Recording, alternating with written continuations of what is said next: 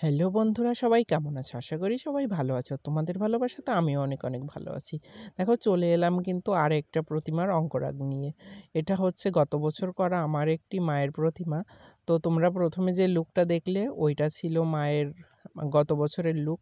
লুকটা মানে অনেক দিন ছিল, তো এই কারণে হচ্ছে একটু নষ্ট হয়ে গেছে। যাই হোক, এবার আমি ওর উপরে নতুন আরেকভাবে কালার করে নতুনভাবে সব কিছু করার জন্যে আর কি করছি। কেমন কি দেখি হয় অবশ্যই দেখবে সবাই, সম্পূর্ণ ভিডিওটাতে আমার সঙ্গে থাকবে। তো দেখো, আমি কিন্তু দেখতে দেখতে তোমাদের সঙ্গে গল্প করতে করতে ঠাকুরের চোখের ভিতরে কালার করে নিয়েছি। তারপরে দেখো, এই যে আমি কিন্তু অফ ক্যামেরাতে চোখটাও এঁকে নিয়েছি, কারণ আমার দেখো ক্যামেরা ধরার লোক থাকে না, তো কাজ করতে হয় একা। এই কারণে আমি মানে আর কি সবগুলো ক্লিপ নিতে পারি না। দেখো, অফ ক্যামেরাতে আমি কিন্তু সব করে নিয়ে তোমাদের সঙ্গে শেয়ার করি। যাই হোক, দেখো এই যে কাজ কিন্তু চলছে।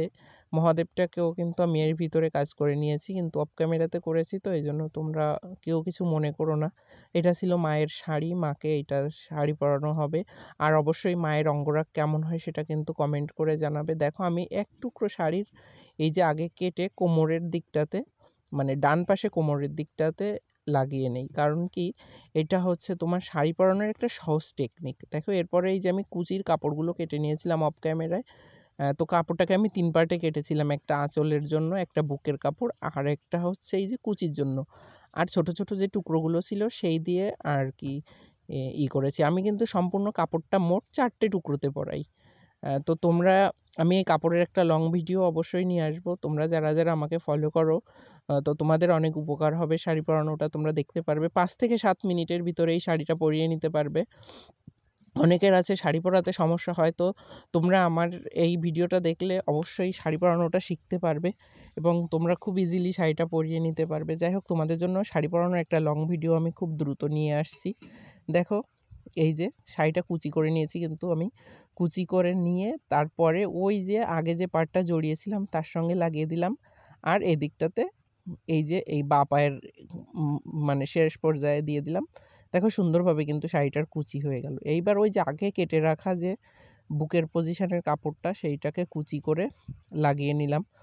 তোমাদের তো একটা কথাই সবসময় বলি যে আমার ক্যামেরাম্যান নাই, কেউ ক্যামেরা ধরে না, আমি একা ধরি আর একাই কাজ করি। এই কারণে তোমাদের সঙ্গে সব ভিডিও শেয়ার করতে পারি না। দেখো, তোমরা অবশ্যই দেখলে বুঝতে পারবে যে আমি কিভাবে কি করলাম।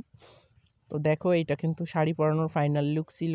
কেমন হয়েছে অবশ্যই কমেন্ট করবে। তোমাদের সঙ্গে গল্প করতে করতে দেখো আমি কিন্তু ঠাকুরের গয়নাগুলোও পরিয়ে নিয়েছি, আর এটা ছিল ঠাকুরের একেবারে ফাইনাল লুক। তো কেমন হয়েছে অবশ্যই কমেন্ট করে জানাবে। আর তোমরা অবশ্যই আমার পেজটিকে ফলো করবে, আর যদি ইউটিউব থেকে দেখো অবশ্যই ইউটিউবটাকে, আমার চ্যানেলটাকে সাবস্ক্রাইব করে দেবে। দেখো, এই যে মায়ের কপালে একটা সোনার টিপ, এটা কিন্তু মাকে আমি গত বছর করে দিয়েছিলাম। যাই হোক, আমার মনে চেয়েছিল তাই দিয়েছিলাম। দেখো, এই যে মহাদেব আর কিন্তু মায়ের ফাইনাল লুক এটা ছিল। কেমন হয়েছে অবশ্যই কমেন্ট করে জানাবে, আর অবশ্যই কমেন্টে সবাই জয় মা কালী লিখবে, আর আমার কাজ কেমন হয়েছে সেটা তো অবশ্যই লিখবে। তো সবাই বলবে কেমন হয়েছে। আর এটা ছিল কিন্তু আমার গত বছরের করা একটা